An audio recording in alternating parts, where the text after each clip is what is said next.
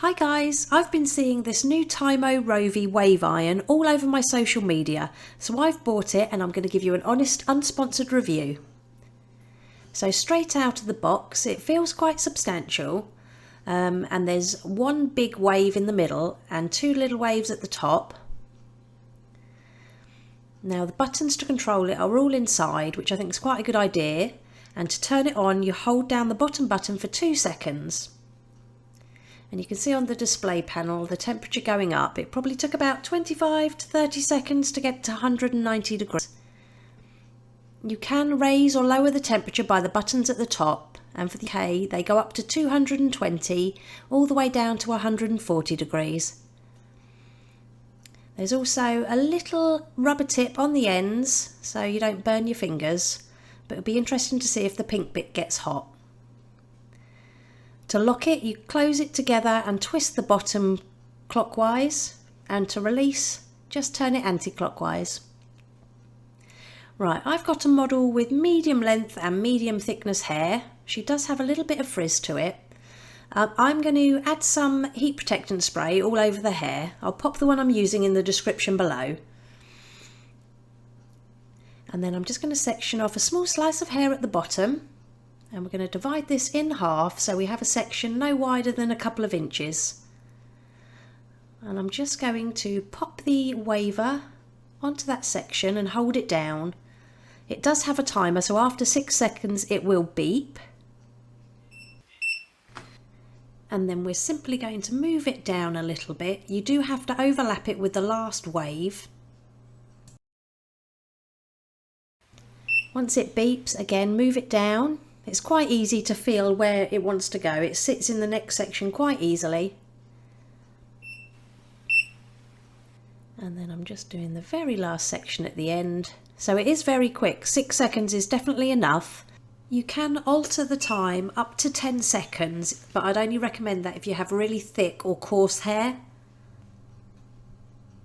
Okay, moving on to the section next to it. I'll keep this at normal speed before I speed things up for the rest of the hair. As you move down the hair, it does flow quite nicely. It does go into the next section quite easily.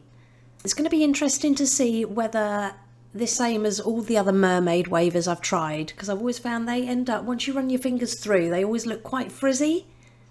So we shall see.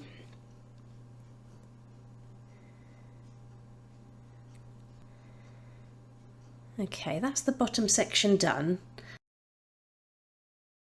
So I'm just going to do the same steps as I work up the head. So we're just going to section out another layer of hair and wave it using the same method as below.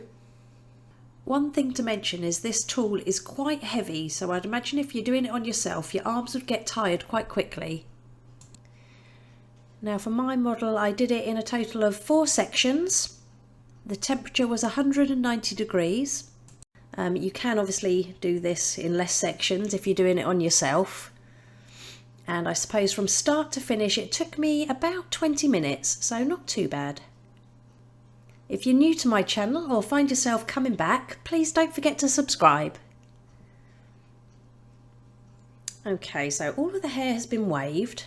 It looks quite stiff and I certainly wouldn't leave it like this, but I'm a bit dubious to run my fingers through without any product. So I'm going to grab a little bit of hair oil. I'm using the KYK Magic Drops, but any sort of hair oil or serum will do. And I'm just going to put a couple of pumps of this in my hand and then just massage it into my hands. Next, use your fingers to rake through those waves. This just helps break them up so they don't look all stiff, and it gives you a really nice mermaid wave effect. So, do I think it's worth the hype? I'll start with the pros.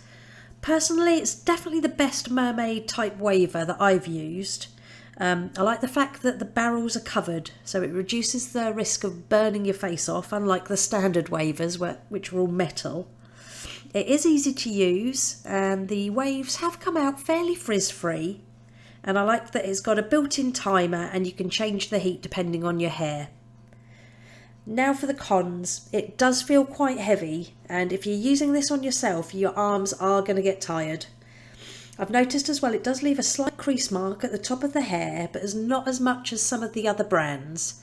You can just use your straightener just to tap these out. And also I paid almost £70 for this, so it's definitely not on the cheaper end. However, I was impressed with the final results, and it's definitely the best mermaid waver that I've tried. And it really is that easy. Here's the finished look.